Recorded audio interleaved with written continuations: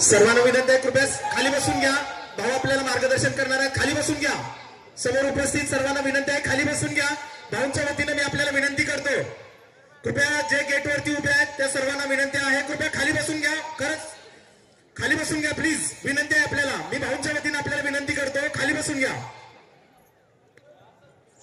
दादा, प्रथम आपली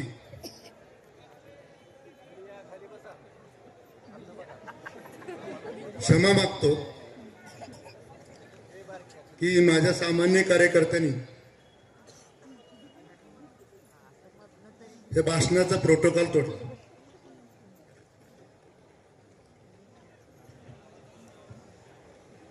दादा, आमच्याकडं पंचायत समिती सभापती, नगराध्यक्ष, सेलिब्रिटी मला वाटतं आमच्याकडे पहिल्यांदाच आले.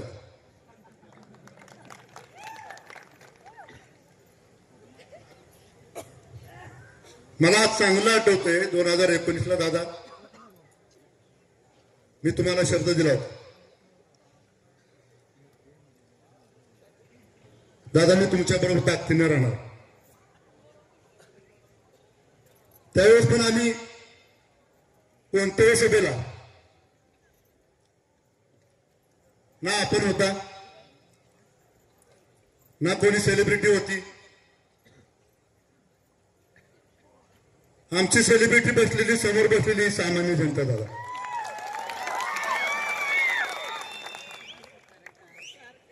दादा ही पहिल्यांदाच खुर्च्या एवढ्या टाकल्यात आम्ही. आमच्याकडे एकच खुर्ची असते, ती पण कशासाठी, मी खाली बसलो तर दिसणार नाही म्हणून खुर्ची टाकतो. आमच्याकडे स्टेज नसतं दादा.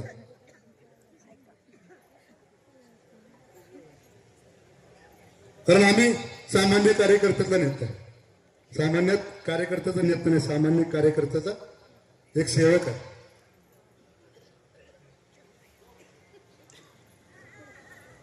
दादा, खूप जणांना राजकारणात मदत केली, पण तुमच्यासारखा शब्द पाळणारा आणि शब्द देणारा आणि भावनिक असणारा, छोट्या छोट्या गोष्टीत आपल्या डोळ्यात पाणी येतो. दादा, मला चांगलं आठवतं आपल्या लोकसभेच्या इलेक्शनच्या वेळेस माझ्या ऑफिसला आपण आला होता.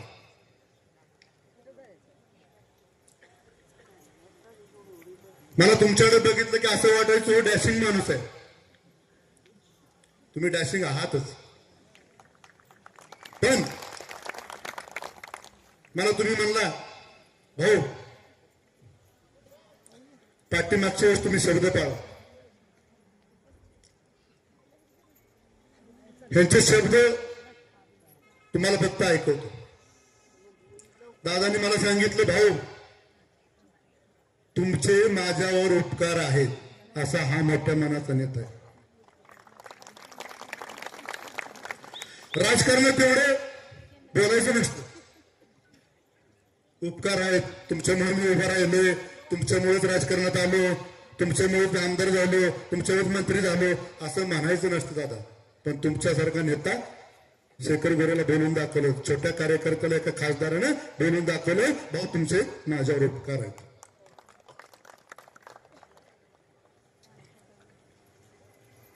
माझ्या ऑफिसला आल्यानंतर तुमच्या डोळ्यात पाणी बघितलं. माझे मित्र, सांगलीचे मित्र माझे भीमराव माने, आम्ही दोघं बसलो हॉलमध्ये बसलो होतो दादा तुम्हाला भेटून आल्यानंतर. एवढा मोठा माणूस जयकुमारजी, एवढा मोठा माणूस, खासदार माणूस, त्यांच्या डोळ्यात पाणी बघितलं आणि त्या भीमराव मानेंनी फोन केला जयकुमारजींना आणि त्यांना सांगितलं, दादांना सांगा आम्ही तुम्हाला मदत करायला तयार आहे. माझ्या परस्पर भीमराव मानेंनी जयकुमारजीला सांगितलं की शेखर भावना मी तुम्हाला मदत करायला होतो. त्यावेळेस दादानी शब्द देऊ शकले असते मला, खोटा का होईना पण देऊ शकले असते. म्हणले असते नाही ना भाऊ मी खासदार होतोय तुम्हाला आमदार करतो. ह्या माणसाने सांगितलं. भाऊ मला नाही सांगितलं, भीमराव सांगितलं, जयकुमारजींना सांगितलं की आता तशी परिस्थिती नाही. भाऊंनी जरी मला मदत केली ती भाऊंना मी आमदार करू शकत नाही आणि भाऊंचं राजकीय वाटोळं मी कधीच करणार नाही. पण दादा आपल्या देशाचे नेते, मी त्यांच्यावर बोलणं इतपत मोठा नाही. दादा माझ्या मुलाची शपथ घेऊन सांगतो, शरद पवार साहेबांनी शेखर गोळेला 3 वेळा शब्द दिला. दादा मुलाची शपथ ह्या गोष्टीसाठी घेतो, राजकारण तुम्ही म्हणला मगाशी सरळ मार्गी माणसाचं राजकारण नाही म्हणून दादा 12 वर्षात शेखर गोरे कधीच आमदार नाही झाला. प्रत्येकाने शब्द दिला आणि शरद पवार साहेबांनी तुमच्या लोकसभेच्या वेळेस शब्द दिला. त्यांनी मला सांगितलं शेखर जयकुमारला तुम्हीच पाडू शकता. एकदा गोविंद बागेत दिला, एकदा पंढरपूरमध्ये दिला, एकदा दिल्लीत दिला.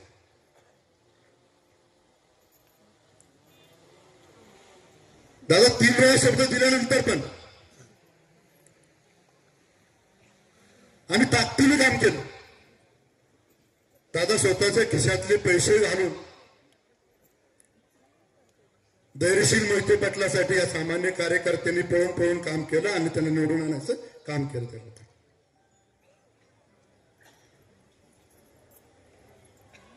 तुम्हाला शब्द दिला होता तो पाळला आणि तुम्हाला दादा माहित नाही माझे सामान्य कार्यकर्ते ज्यांच्या बरोबर असतात त्यांना गुलाल असतो. त्यामुळे तुम्हाला आठवत असेल 2014ला विजयसिंह मोहिते पाटील उभे राहिले होते. आम्ही कुठल्या पक्षात नव्हतो. मी माझ्या सामान्य कार्यकर्त्यांनी त्याच्या पाठीमागे उभे राहिले आणि विजयसिंह मोहिते पाटील निवडून आले. त्याच्यानंतर दादा आपण स्वतः होता 2019ला आम्ही तुम्हाला पाठिंबा देण्याचा निर्णय घेतला आणि आम्ही तुम्हाला निवडून आणलं आणि तुमच्या कर्तृत्वाने तुम्ही निवडून आणला पण आमचे खारीचा वाटा त्यात होता. आणि आता धैर्यशील मोहिते पाटलांच्या बरोबर राहिलो आणि धैर्यशील मोहिते पाटलांना आपण सगळ्यांनी मिळून निवडून आणलं. दादा ज्यावेळेस मला शब्द दिला होता त्यावेळेस तुमचे जुने मित्र आताचे खासदार धैर्यशील मोहिते पाटील आणि तुमच्या घाटाखालचं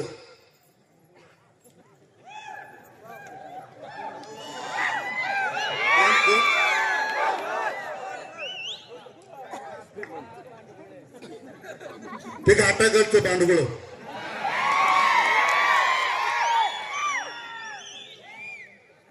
तुम्हाला आठवत होईल दादा मी ज्यावेळेस जिल्हा बँकेला निवडून आलो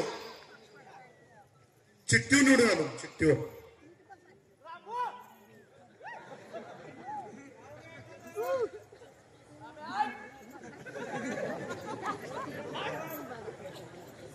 दादा मी चिठ्ठीवर निवडून आलो आणि मला पत्रकारांनी विचारलं रामराजाबद्दल तुम्ही काय बोलणार. त्यांना त्याच वेळेस सांगितलं होतं 2-2.5 वर्षापूर्वीची गोष्ट आहे. मी त्यांना सांगितलं होतं रामराजे नाईक निंबाळकर जोपर्यंत जिवंत आहेत तोपर्यंत मानखटावचा आमदार राष्ट्रवादीचा कधीच होणार नाही.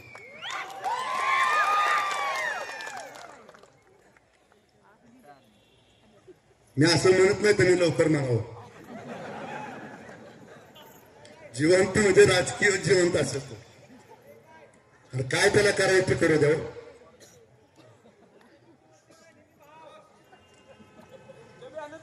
त्यांच्या समोर दादा मला 2 वेळा शब्द दिला. धैर्यशील मोहिते पाटलांच्या समोर 1 वेळा शब्द दिला.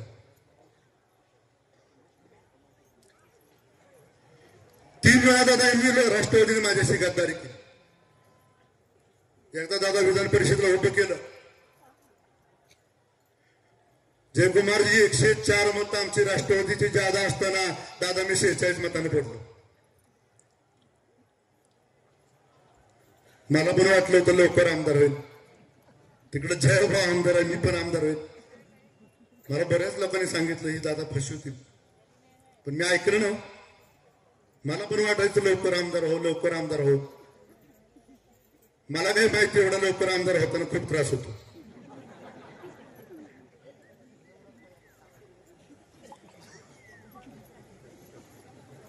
माझ्या सख्या भावाच्या विरोधात जिल्हा बँकेला सदाशिव पवारांनी मी मदत केली.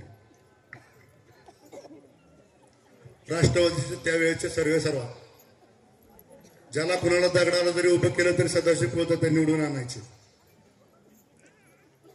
त्या माणसाला माझ्या सख्या भावाच्या विरोधात जिल्हा बँकेला उभा करून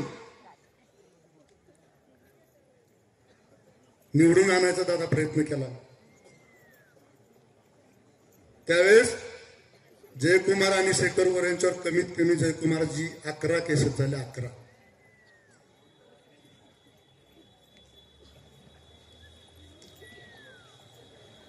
आणि हीच लोक दादा फक्त त्यावेळेस सदाशिव पवार त्या फक्त 2 मतांनी पडले.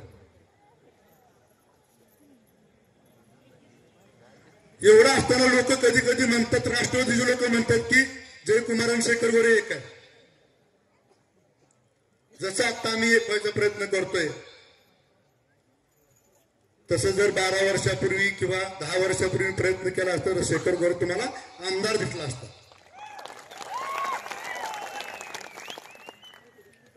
एवढा संघर्ष स्वतःच्या सख्या भावाच्या विरोधात करून जिल्हा परिषद, पंचायत समिती, नगरपालिका, नगरपंचायत, खरेदी विक्री संघ, मार्केट कमिटी, दादा फक्त तुमचे मित्र जयकुमार गोरे फक्त आमदार राहिले होते.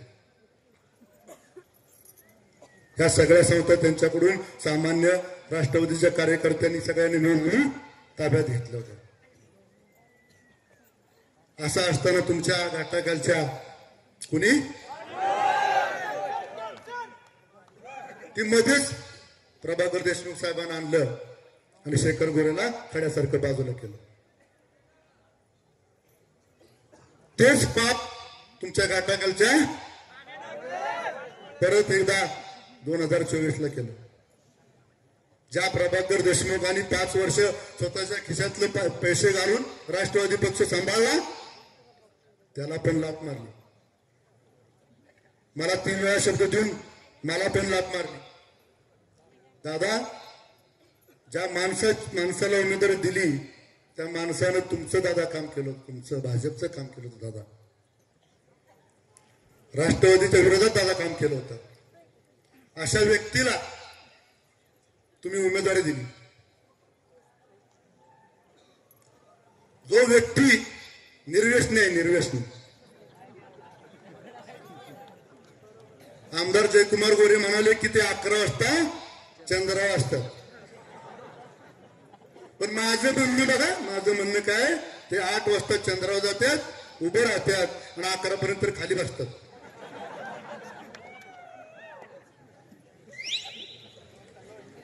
दादा त्यांना घाम पुसाले एक पीए काय म्हणतात तुमच्या भाषेत, मला एवढं कळत नाही.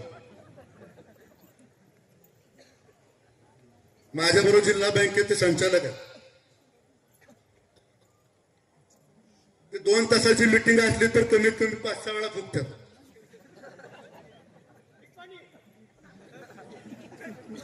समजून घ्या. हे आपले उमेदवार जे लोकसभेला भाजपचे काम करणारे आता विधानसभेला राष्ट्रवादीचे उमेदवार आहेत. त्यांना खटाव तालुक्यातली कितीतरी लोक जयकुमारजी ओळखत नाहीत. त्यांच्याकडे 6 वर्ष विधान परिषद होती. त्यांच्या शेजारच्याच गावात, पळशीच्या शेजारी वाकळवाडी गावात, त्या वाकळवाडीला जाताना दादा तुम्हाला माहित नसेल, दोन्ही बाजूने रस्ता आहे आज जायला गावाकडे, पूर्वेकडून आणि उत्तरेकडून. तुम्हाला कधी असं वेळ मिळाली, एवढ्या गडबडीतनं तुम्हाला कधी वेळ मिळाली, दादा एकदा जाऊन या. आणि तुमच्या प्रतिक्रिया कुठल्या तरी भाषणात सांगा आमच्या इथं मानखटावमध्ये.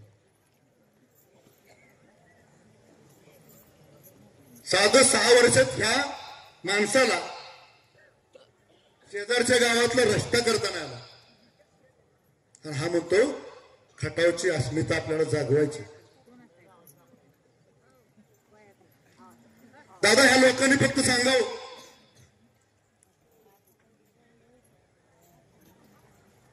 आम्ही जयकुमारची स्तुती करत नाही. मी मगाशी सांगितलं जयकुमार आणि शेखर गोरे फक्त या बसलेल्या माणसामुळं, या देव माणसामुळं शेखर गोरे आणि जयकुमार गोरे एकत्र आले. कुणाच्यात दम नव्हता, कुणाच्यात दम नव्हता. ह्या दोघांना शेखर गोरेला आणि जयकुमार गोरेला एक करायचा कुणाच्याच दम नाही. आणि दादा तुम्ही मगाशी म्हणला की आम्ही दोघं जर एक झालो तर तुमच्या खालच्या पांडव्याला वर येऊन देणार नाही.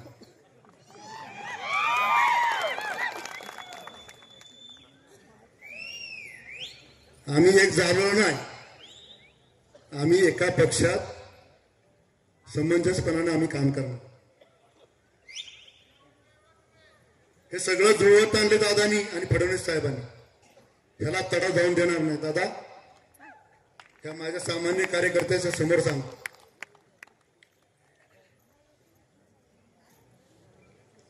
आमच्या दोघांच्या मध्ये आपण दुआ म्हणून राहावं. आम्ही दोघं पण आक्रमक आहे.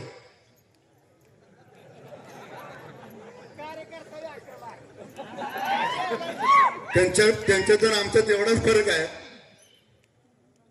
त्यांच्याकडे कॉन्ट्रॅक्टर असतात, त्यांच्याकडे बंगलेवाले असतात, त्यांच्याकडे 4 चाकीवाले असतात आणि आमच्याकडे समोर बसलेली ही सामान्य जनता असते. जी एक दिवस अगोदर सांगितलं ताकदीने गोळा होते. दादा पूर्ण दरवाजा भरला. तुम्ही आम्हाला 6 वाजता सांगितलं होतं, आता जवळजवळ 9 वाजता 9:15 झालं.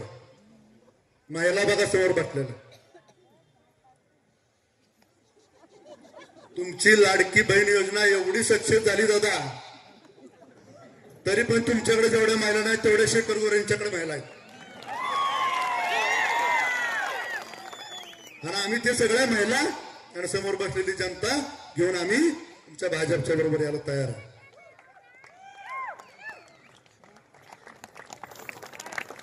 आणि मी ह्या समोर बसलेल्या जनतेच्या वतीनं शब्द देतो, दादा कोण काय म्हणताय, कुणाला किती पैसे टाकायचे टाकू दे. कोण म्हणतं खटावमधनं 15,000 येणार. दादा ह्या जनतेसमोर शब्द देतो, शेखर गोरेचा शब्द आहे. खटाव तालुक्यातनं प्रभाकर गारगिनी एक जरी मत जादा घेतलं तर शेखर गोरे राजकीय संन्यास घेईल, राजकारण सोडून दे. आणि शेखर गोरे बोलतो तेच करतो, कोणाच्या बापाला घाबरत नाही. तुमच्या खालच्या घाटाखालच्या बांधगोळीने एकदा येऊन दाखव, ही सामान्य जनता काय करते बघा दादा.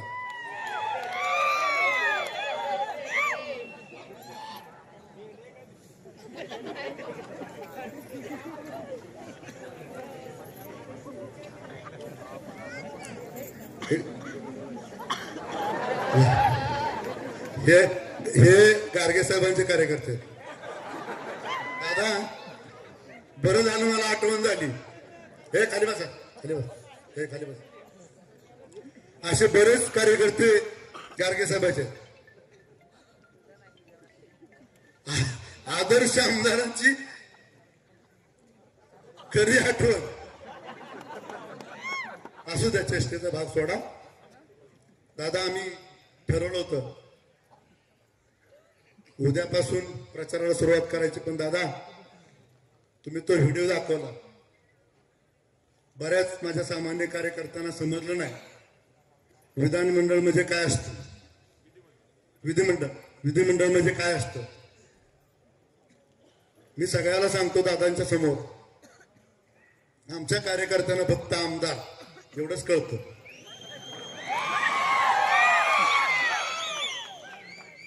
आणि दादा तो शब्द आपण फडणवीस साहेबांकडून घेतला पण आम्ही आमदारच आहे. आम्ही आमचे कार्यकर्ते काय म्हणणार? हात वर करसून काय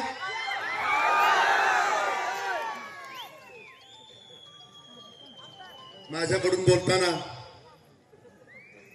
चुकून एक व्यक्ती सोडून ना, बाकीच्या बाबतीत खालचं घाटाखालचं सोडून, घाटाखालचं सोडून कुणाच्या बद्दल जर अपशब्द माझ्या तोंडातून गेले असतील तर सगळ्यांची माफी मागून आपल्याला सगळ्याला विनंती, उद्यापासून नाही, इथून आत्तापासून आपल्याला भाजपचं कमळ चिन्ह 23 तारखेला फुलवायचं आहे. परत एकदा सांगा, जयकुमार गोरेंना आपल्याला आमदार करायचे, हात वर करून सांगा.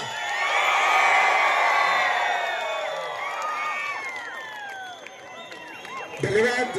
या ठिकाणी आपण आदरणीय शेखरभाई गोरे प्रतिष्ठानच्या वतीनं उपस्थित राहू. आवाज माणदेशाचा, माणदेशातील प्रत्येकाचा. माणदेश प्राईम सबस्क्राईब करा आणि अपडेट रहा.